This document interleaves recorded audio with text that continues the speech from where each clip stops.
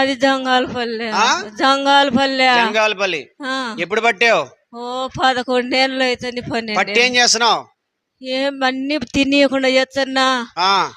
మరణ భయం పెట్టిస్తున్నా. ఇప్పుడు నిన్నేం చేయాలి నేను? ఏమైనా చేయి, ఆ? ఏమైనా చేయి. నువ్వు ఆ కుక్కల్లో కానీ పందులోకి వెళ్ళిపోవాలి.